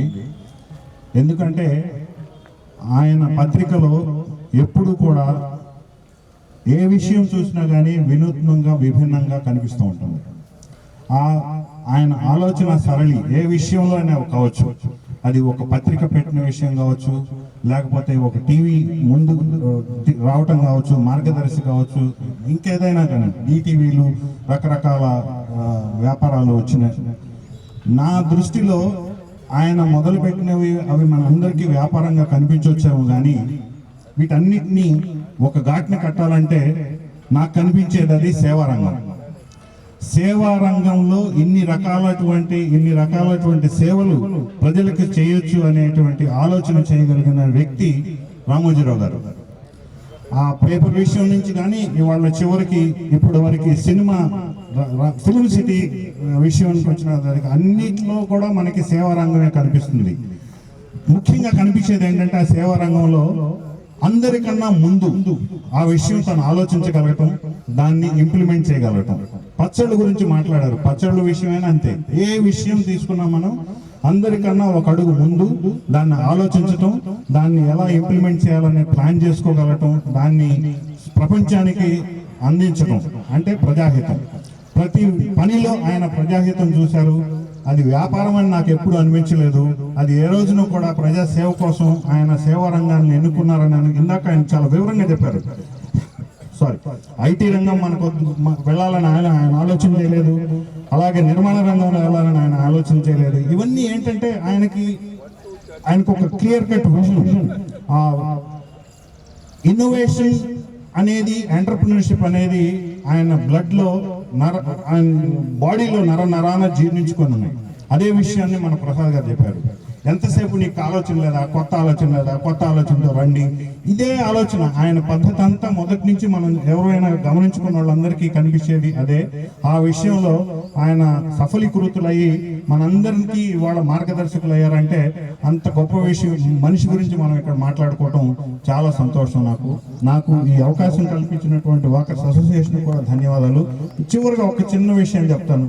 నేను ఒక కాలేజీ విద్యార్థిగా ఉన్నప్పుడు ఉషోదయపు మేలుకొలుపు ఈనాడు ఆ ట్యాగ్ లైన్ తో వస్తూ ఉండేది. ఏ పత్రిక కూడా నీకు ఎర్లీ మార్నింగ్ అదే టైంకి రాగలదు అనే నమ్మకం ఉండేది కాదు. కానీ ఈనాడు పత్రిక మాత్రం మన ఇంటి ముందు ఉండేది. అంత గొప్పగా ప్లాన్ చేసి అంత ప్రజలకి చేరువ అవడానికి ఆయన చేసినటువంటి అవిరామ కృషి మన అందరం ఇవాళ మెచ్చుకోవాల్సిన విషయం ఉంది. అని ఈ అవకాశం ఇచ్చినందుకు వాకర్స్ అసోసియేషన్ వాళ్ళకి ధన్యవాదాలు తెలుపుతున్నాను. థ్యాంక్ యూ ప్రొఫెసర్ అప్పారావు గారు. ఇప్పుడు మన ముఖ్య అతిథి గురించి ఒక్క నిమిషం చెప్దాం అనుకుంటున్నాను. మన ముఖ్య అతిథి అన్ని రంగాల్లోనూ ప్రాముఖ్యత సంపాదించారు. ఒక్క రంగం కాదు, సినీ రంగం, వ్యాపార రంగం, రాజకీయ రంగం, కళారంగం, రియల్ ఎస్టేట్ రంగం, అన్నిట్లోనూ నెంబర్ 1.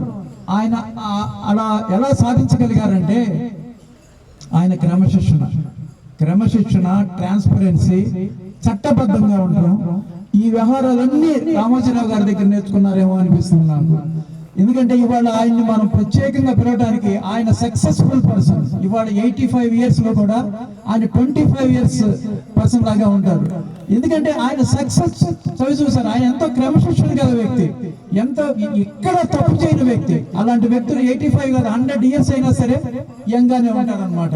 అలాంటి ముఖ్య అతిథి మన దగ్గర ఉన్నందుకు మనం సంతోషపడాలి. ఈ సంస్కరణ సభకి ఆయన విచ్చేసినందుకు మనందరం ధన్యవాదాలు తెలుపుతూ ఆయన మాట్లాడవలసిందిగా కోరుచున్నాం.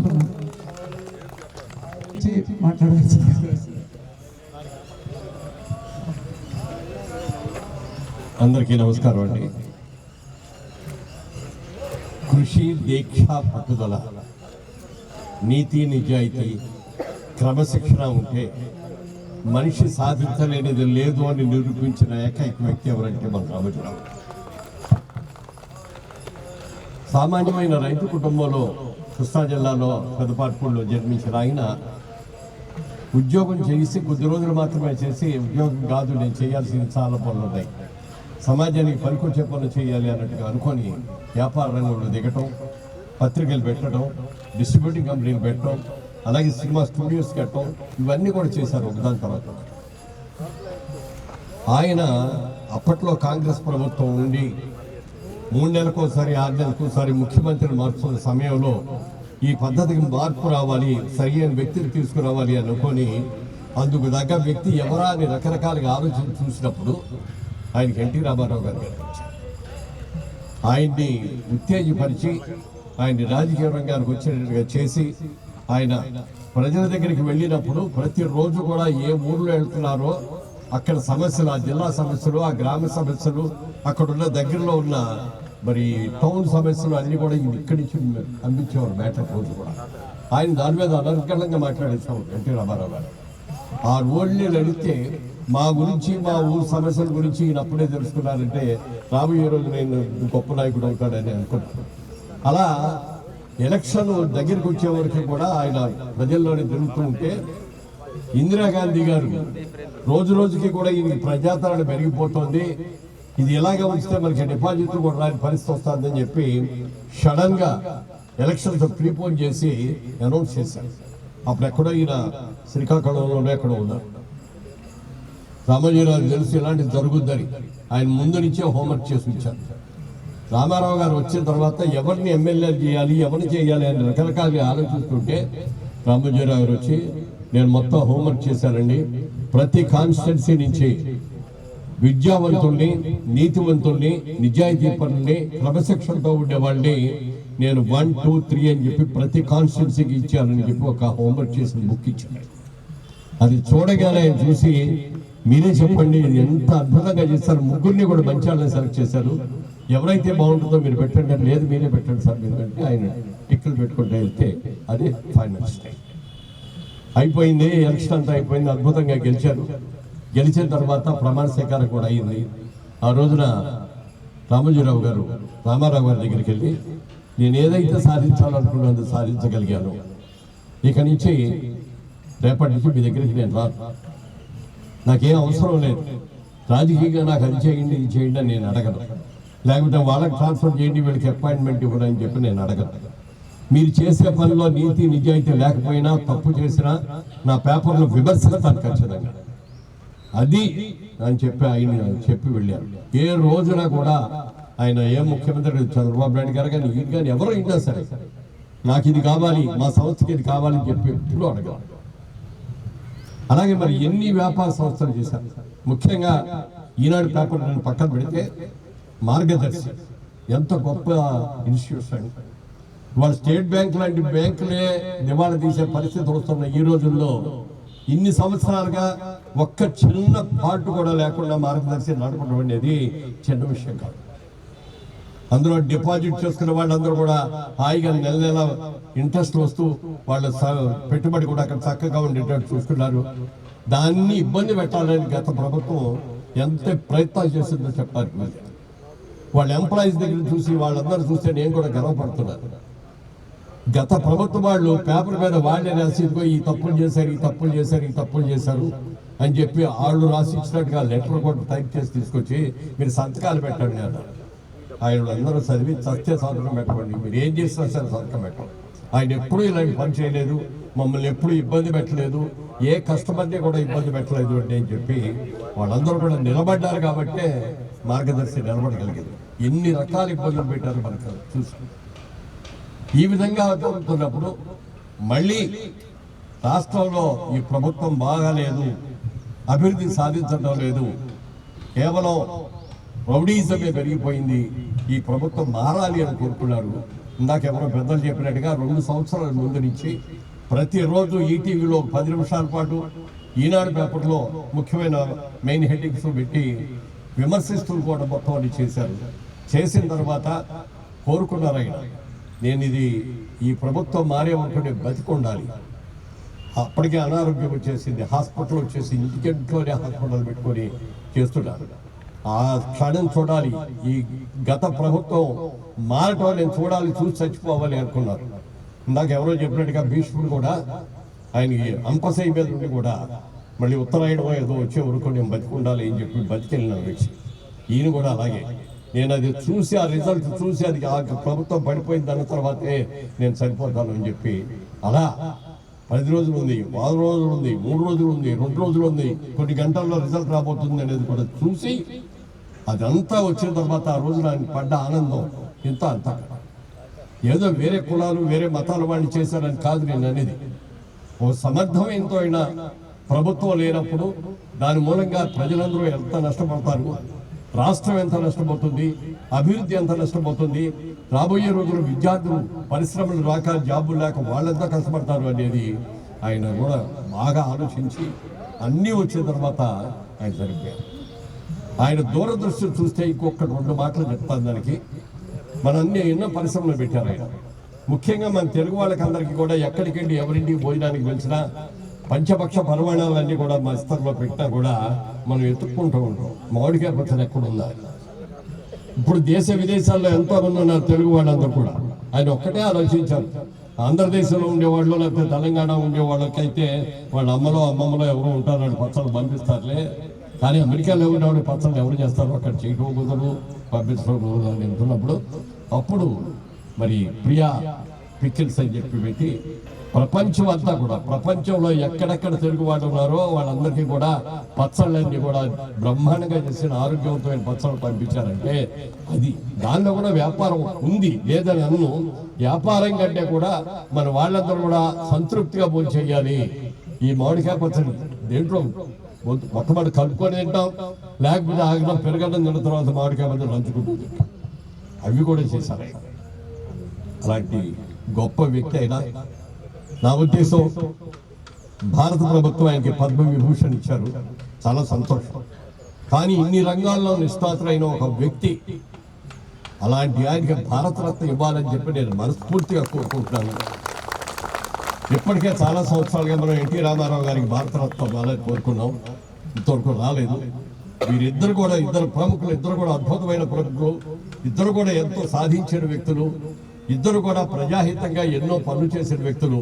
వీళ్ళిద్దరికీ కూడా పద్మవిభూషణ్ భారతరత్నాలు వచ్చేటట్టుగా మన రాష్ట్ర ప్రభుత్వం అలాగే తెలుగు ప్రభుత్వాలు కేంద్ర ప్రభుత్వం ఇప్పుడు కూటమి వచ్చింది కాబట్టి కూటమిలో అందరూ కలిసి ఉన్నాం కాబట్టి తప్పకుండా ఈ గవర్నమెంట్లో వీరిద్దరికీ కూడా భారతరత్నం రావాలని మనస్ఫూర్తిగా కోరుకుంటున్నాం. ఇంకొకటి లాస్ట్ వచ్చిన విషయం, మనం ఇక్కడ చాలా మంది ఉన్నాం సీనియర్ సిటిజన్స్ అందరూ కూడా. మనం ఎన్ని రోజుల్లో పోతాం మనకే తెలియదు. మనం ఎంత సరిపోయినా మహా అయితే మనం అనుకుంటే తోట కొన్నాను రా, నేను ఏదైనా పోతే ఆ తోటలో పెట్టరా అని. ఆయన తను చనిపోయిన తర్వాత నా పిల్లలు బాధపడకూడదు, ఎక్కడ చేయాలా అని ఎత్తుక్కోకూడదు, రామోజీ చేయాలా ఇంకో చేయాలని ఎత్తుక్కోకూడదు అని చెప్పి ఆయనే ఒక 2 ఎకరాలు ప్రత్యేకంగా ఒక ల్యాండ్ కొని దాని చుట్టూ కాంపౌండ్ కట్టి దాని లోపల ఆయన అంతిమ సంస్కారం చేసుకోవడం కోసం ఏర్పాటంతా కూడా చేసి ఎవరికీ తెలియదు, పిల్లలకు కూడా తెలియదు. అంతా అయిన తర్వాత వెళ్ళి చూసి రండి, నేను చనిపోయిన తర్వాత నా అంతిమ సంస్కారం అక్కడే జరగాలి అని చెప్పి నిర్ణయించాడు వ్యక్తి. మనం ఎవరు చాలా ఆలోచిస్తాం, మన పిల్లలకి ఎట్లా ఉంది లేకపోతే ఇంకోటిగా ఉంది, స్నేహితులకి ఎలా ఉంది అని ఆలోచిస్తాం. కానీ మనం చచ్చిపోయిన తర్వాత నేను ఒక మంచి ప్రదేశంలో మనం చనిపోవాలి, మన అంతిమ సంస్కారం మనం చేసుకోవాలి అని మనం అనుకో. ఏదన్నా అన్నా కూడా మన పిల్లలు ఊరికండి మీరు అప్పుడే పాటు బలెవరే అవన్నీ మేము చూసుకుంటాం రండి అంటారు తప్ప ఆయన ఎవరిని అడగకుండా ఆయన అది కూడా చేసుకుని వెళ్ళా అంటే అది రామోజీరావు గారి ప్రత్యేకత. అలాంటి మహనీయుడు మనందరికి కూడా చాలా ఇది. ఇందాక సోమరాజు గారు అందరూ చెప్పారు, ఈనాడు పేపర్ రాగానే ముందు ఆదివారం ముఖ్యంగా పేపర్ రాగానే ఆ చిన్న బుక్ ఉంటుంది కదా ఆదివారం ప్రత్యేకత, దాన్ని తీసి కార్టూన్స్ చూసేవాడు ముందు అన్నిటికంటే కూడా, హెడ్లైన్స్ కంటే కూడా ముందు నేను కూడా ఆ కార్టూన్స్ చూసేవాడు. శ్రీధర్ చేశాడు కార్టూన్, అంత అద్భుతంగా ఉంది. చిన్న కార్టూన్లో ఎంత మరి బ్రహ్మాండమైన ఇది ఉండేదో చెప్పారు కదా. రామోజీరావు అదే ఎంకరేజ్ చేశారు, నువ్వు వేయి కార్టూన్, ఆ కార్టూన్కి ఏ క్యాప్షన్ లేకపోతే నేను క్యాప్షన్ చెప్తాను నువ్వు కార్టూన్ వేయాలి. అలా వాళ్ళిద్దరు కాంబినేషన్ అద్భుతంగా జరిగింది, చాలా సంవత్సరాలు జరిగింది. అలా గొప్ప వ్యక్తి, ఆయన ఆత్మకు శాంతి కలగాలని వారి అభిమానులకు వారి కుటుంబ సభ్యులకి అందరికీ కూడా నా ప్రగాఢ సానుభూతిని తెలియజేస్తాను. Thank you. దానసైన్య మురళీమోహన్ గారికి థ్యాంక్స్ చెప్తున్నాము. ఆయన ఎంతో విలువైన సమయాన్ని వెచ్చించి మన వాకర్స్ పిలవగానే ఈ సంస్కరణ సభకు వచ్చేసి ఆయన సందేశం ఇచ్చారు. అలాగే ఇప్పుడు మన walkers association president Bharat Reddy గారు మాట్లాడారు. అందరికీ నమస్కారం. నేను ఒకటే పాయింట్ చెప్పాలనుకుంటున్నాను. మన రామోజీరావు గారు ఎంత పెద్ద మహానుభావులు అంటే, లాస్ట్ 15 years బ్యాక్ ఈ మొత్తం బొటానికల్ గార్డెన్ ఎప్పుడైతే కమర్షియలైజేషన్ అయినప్పుడు మేమందరం వాకర్స్ కొంతమంది 5-6 మంది వెళ్ళి అంత సీనియర్ జర్నలిస్ట్తో మాట్లాడి దీని గురించి అంత చెప్పినప్పుడు ఇమీడియట్గా మెయిన్ హెడ్లైన్స్లో వితిన్ 4-5 daysలో మెయిన్ హెడ్లైన్స్లో రావడం వల్ల మన బొటానికల్ గార్డెన్ సేవ్ అయింది. ఇది చాలామందికి తెలీదు. ఆ ఆర్టికల్ పట్టుకొని మేము ప్రతి డిపార్ట్మెంట్ ప్రతి ఆ కటింగ్ అందరికీ రిజిస్టర్ పోస్ట్ ప్లస్ రేపు ఫ్యూచర్ ఆ తర్వాత కోర్టులో కూడా ఆ ఆర్టికల్ పెట్టి మనం కోర్టులో విజయం సాధించడం జరిగింది. తర్వాత ఆయన గురించి పెద్దలు ఎంత చెప్పినారు, ఇక నేను దాని గురించి నేను ఇంకా ఎక్కువ చెప్పను. అందరూ వచ్చిన సీనియర్ జర్నలిస్ట్కి వాకర్స్కి మా అసోసియేషన్ తరఫున అందరికీ కృతజ్ఞతలు. మా ఎస్పెషల్లీ వాకర్స్ ఇంత పెద్ద ఈవెంట్ అరేంజ్ చేసినందుకు ఇంకా ముందు ఇలాంటి ప్రోగ్రాం చేయాలని చెప్పి థ్యాంక్ యూ. ఎస్పీ గారు మన బాలకృష్ణ గారు ఈ గార్డెన్ కే ఈ వాకర్స్ కే ఒక ఉత్సాహం ఎప్పుడు గంతులేస్తూ ఉంటాడు ఆయన. అందరికీ నమస్కారం. వాకర్స్ అసోసియేషన్ తరఫున ఈ ప్రోగ్రాం ఆర్గనైజ్ చేయడం మనందరి అదృష్టంగా భావిస్తున్నాం. 100కో 1,00,00,000 ఒక్కరు ఎప్పుడో ఎక్కడో పుడతారు. అలాంటి మహానుభావుడు మన తెలుగు నేలపై పుట్టినందుకు మనందరం గర్వించాలి. మనందరం వెళ్ళవేళ్ళ వారిని స్మరించుకోవాలి. వారు పెద్దలకు స్ఫూర్తి కాదు, వారు పిల్లలకు స్ఫూర్తి. ఎవ్రీడే ఆయన చిన్నపిల్లవాడు. ఎవ్రీడే ఈరోజు ప్రపంచంలో ఏం జరుగుతుందో ప్రపంచానికే తెలియజేసే మహానుభావుడు మన దేశంలో పుట్టాడు. విశ్వాన్ని శాసించాడు. అందరికీ ఈనాడు చిన్న పేపర్గా కనిపించవచ్చు, కొన్ని ఇంగ్లీష్ పేపర్లో న్యూయార్క్ టైమ్స్ అని అవన్నీ పెద్దగా కనిపించవచ్చు, కానీ వాటన్నిటినీ అధిగమించింది ఈనాడు. మేము స్టూడెంట్ లైఫ్లో నేను ఆదిలాబాద్ జిల్లాలో పుట్టాను. ఆదిలాబాద్ జిల్లాలో ఒక తాండూరు అనే కుగ్రామానికి ఈనాడు రావాలంటే బెల్లంపల్లి అనే చోటికి హైదరాబాద్ నుంచి బస్సు పైన వేసి వచ్చేవాళ్ళు. ఆ రోజు పేపర్ చదవాలనే ఆతృతతో నేను అప్పుడు 8th క్లాస్ చదువుతున్నాను. మా నాన్నగారిని ఒప్పించి ఈనాడు ఏజెన్సీ తీసుకొని 12 పేపర్లు రోజు 13 కిలోమీటర్లు సైకిల్ తొక్కిపోయి తీసుకొని వచ్చి నేను మా ఊర్లో పేపర్లు ఇచ్చేవాడిని. ఎందుకంటే ఆ పేపర్లో ఉన్న విషయాలు మేము అప్పుడు అనుకునే వాళ్ళం. తెలంగాణలో చాలా మంది ఏమనుకునే వాళ్ళం అంటే పేపర్ చదివితే నాలెడ్జ్ వస్తుంది, పేపర్ ద్వారానే మనం కాంపిటేటివ్ ఎగ్జామ్స్ రాయొచ్చు, తెలంగాణ చదువులో వెనుకబడి ఉంది. మనందరికీ ఈ ఈనాడు వల్ల అందులో ఉన్న కాలమిస్టు చాలా మంచి రాసేవారు. వారన్నీ చదువుకొని నేను సబ్ ఇన్స్పెక్టర్ ఉద్యోగం దొరకడానికి కూడా ఈనాడు ఒక కారణమని కూడా నేను మనస్ఫూర్తిగా తెలియజేస్తున్నా. అలాంటి మహానుభావుడిని ఎంత స్మరించుకున్నా ఎంత చేసినా తక్కువే. అలాంటి కార్యక్రమం మా ఆధ్వర్యంలో ఇక్కడ మా వాకర్స్ ఆధ్వర్యంలో జరగటం, మహానుభావులందరూ పెద్దవాళ్ళు మురళీమోహన్ గారు, ప్రసాద్ గారు, తర్వాత సోమరాజు గారు, పెద్ద వాళ్ళందరూ రావటం మా అదృష్టంగా భావించి మా ఈ బొటానికల్ గార్డెన్ పెద్దవాళ్ళందరూ ఇలానే కాకుండా అప్పుడప్పుడు వస్తూ ఉండాలని మీ అందరినీ మనస్ఫూర్తిగా ఆహ్వానిస్తూ టిఎస్ఎఫ్డిసికి ముఖ్యంగా ప్రత్యేక ధన్యవాదాలు.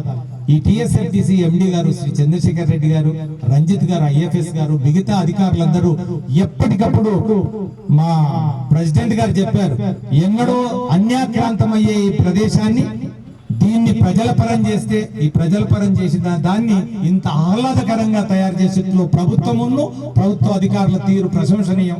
వారికి ఒకసారి మనస్ఫూర్తిగా ధన్యవాదాలు తెలియజేస్తూ ఇలాంటి మహానుభావులే మనందరికీ స్ఫూర్తి. వారికి ప్రత్యేక మా వాకర్స్ అందరి తరఫున కూడా ప్రత్యేక దివాళీ శ్రద్ధాంజలి ఘటిస్తూ వాళ్ళ కుటుంబానికి మా ప్రగాఢ సానుభూతి తెలియజేస్తూ ఎక్కడ ఉన్న యువతకు మళ్ళొక్కసారి ఇప్పుడు నేను ఇంతకు ముందే అన్నాను, ఇక్కడ అందరం 50కి పైబడిన వాళ్ళం వచ్చి కూర్చున్నాం. అసలు వీరి దగ్గరికి రావాల్సిన వాళ్ళు ఎవరు తెలుసా? 5 సంవత్సరాల నుంచి 25 సంవత్సరాల వాళ్ళు నేర్చుకోవాల్సిన ఒక మహా పుస్తకం, ఒక డిక్షనరీ వారి దగ్గర నేర్చుకోవాల్సింది పిల్లలకు ఎంతో ఉంది. వారి వచ్చే కాలంలో తెలుగు నేలపై వారి యొక్క చరిత్ర తప్పకుండా పాఠ్యాంశం కావాలి, పిల్లలకు స్ఫూర్తి కావాలి. దానికోసం ప్రయత్నం చేయవలసిందిగా పెద్దవాళ్ళని కోరుకుంటూ సెలవు తీసుకుంటాను. ధన్యవాదాలు, నమస్కారం. థ్యాంక్స్ బాలకృష్ణ గారు. మన ఈ బొటానికల్ గార్డెన్ ఒక నాయకుడికి అబంధ హస్తాల నుంచి విడిపించడానికి కూడా రామోజీరావు గారే కారణం అని మీ అందరికీ తెలుసు. ఆయన్ని అందరికీ ఎప్పటికీ రుణపడి ఉంటాం. ఆయన రుణం ఎలా తీర్చుకోవాలో ఆయన సమాజానికి, మనందరికీ, మన ప్రపంచానికి ఎంతో ఇచ్చారు. మన తెలుగు ప్రజల కీర్తిని ప్రపంచవ్యాప్తంగా చాటి చెప్పారు. అలాంటి వ్యక్తికి మనం ఏమి ఇవ్వాలనేది మనం అందరూ ఒకసారి ఆలోచించుకుందాము.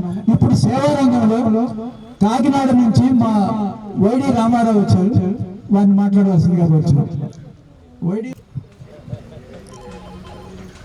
ఈరోజు రామోజీ గారి సంస్మరణ సభ జరుగుతున్న ఈ సందర్భంగా ఇక్కడికి వచ్చేసిన మీ అందరికీ కూడా హృదయపూర్వక నమస్సుమాంజలు తెలియజేసుకుంటూ, పండుగ వచ్చిందంటే ఉదయము మన దినపత్రిక తీయంగానే కింద శ్రీ రామ్దాస్ మోటార్ ట్రాన్స్పోర్ట్ అని ఖచ్చితంగా దాని గురించి చూసేవాళ్ళు, ఆ అడ్వర్టైజ్మెంట్ గురించి.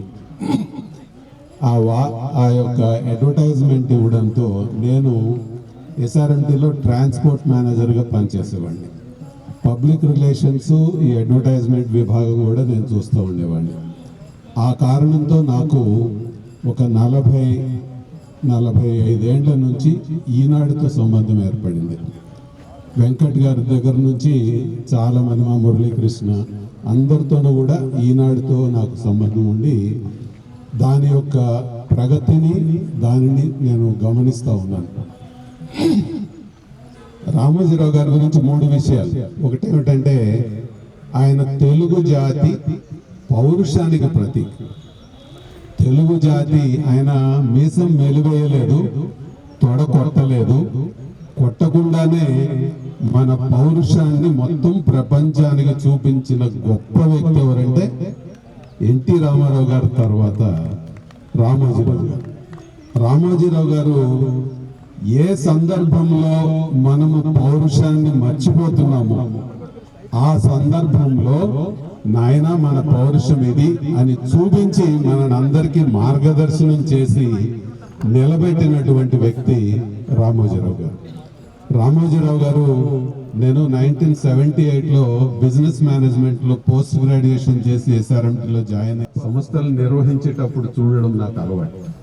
ఆయన ఏ మేనేజ్మెంట్ ఏమీ ఇది చేయకుండానే ఏ సంస్థని ప్రారంభం చేసినా దాన్ని ప్రపంచ ఖ్యాతికి నిలబెట్టినటువంటి గొప్ప వ్యక్తి రామోజీరావు గారు. అది ఏ రంగమైనా కానివ్వండి, ఎందులో ప్రవేశిస్తే మామూలుగా ఆ సంస్థని నడపలేదు. ఏకైక వ్యక్తి ఆయన. భయానికే భయం కలిగించినటువంటి, ఏ రోజున దేనికి భయండి. మొన్న ప్రభుత్వం మారలేదనుకోండి, ఒక్కసారి ఆలోచించండి. ఏ రోజు అటువంటి దాని గురించి ఆలోచించిన మనిషి కాదు ఆయన. అది మనం నేర్చుకోవాల్సినటువంటి అంశం. ఏదైనా విషయం వస్తే భయపడిపోవడం కాదు నాయన, మన జాతికి ఉన్న గొప్పతనం ఇది అని మనకి చూపించినటువంటి వ్యక్తి. లెగసీని విడిచిపెట్టి వెళ్ళారు. అవన్నీ పాటించవలసినటువంటి బాధ్యత ఈ సంవత్సరం మార్గంలో వెళ్ళాలని ఆయన కోరుకుంటూ ఉంటారు. అది మనం చేసినందుకు ధన్యవాదాలు. 9 సంవత్సరాల బాలుడు పుష్ప సినిమాలో, విమానం సినిమాలో నటించాడు. అతను మాట్లాడతాడు. Good morning everyone. నా పేరు ధ్రువన్. నేను ఒక చిన్న ఆర్టిస్ట్ని. నాలాంటి చిన్న పెద్ద యాక్టర్లందరికీ కట్టించిన రామోజీ ఫిలిం సిటీ రామోజీ తాతయ్య గారికి థ్యాంక్ యూ తాతయ్య. అలాగే మీ ఆత్మ శాంతించాలని నేను మనస్ఫూర్తిగా కోరుకుంటున్నాను. Thank you. బాబు మా బ్లెస్సింగ్స్ చక్కగా చెప్పాము. అత్యంత అద్భుతమైన ఫిలిం సిటీ. దాంట్లో భారతదేశ సినిమాలే కాక హాలీవుడ్ సినిమాలు కూడా షూట్ చేశారనమాట. చేస్తున్నాము. ఈ సభకి విచ్చేసిన మేము వాకర్స్ పిలవగానే విచ్చేసిన మురళీమోహన్ గారికి, సోమరాజు గారికి, అలాగే డిఎన్ ప్రసాద్ గారికి, రఘురామకృష్ణరాజు గారికి, ప్రొఫెసర్ అప్పారావు గారికి, కంటమనేని రవిశంకర్ గారికి, అలాగే విచ్చేసిన అందరికీ మా ధన్యవాదాలు తెలుసుకుంటూ ఈ సభ ముగించామని తెలియజేస్తున్నాను.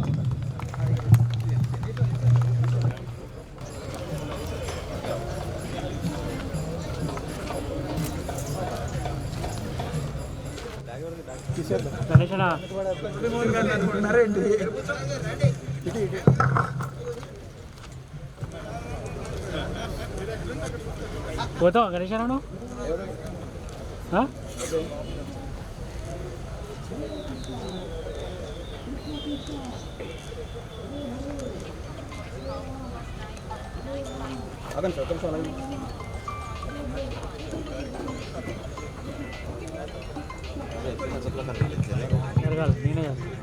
భగవంతుడు కూడా మనకు అనుకూలించి వర్షం ఆపారు ఈ కార్యక్రమానికి. జోహార్ రామోజీరావు గారు, జోహార్ రామోజీరావు గారు. దేవుడు కూడా మేము ఈ కార్యక్రమానికి వచ్చేసిన అందరికీ ధన్యవాదాలు. ముఖ్యంగా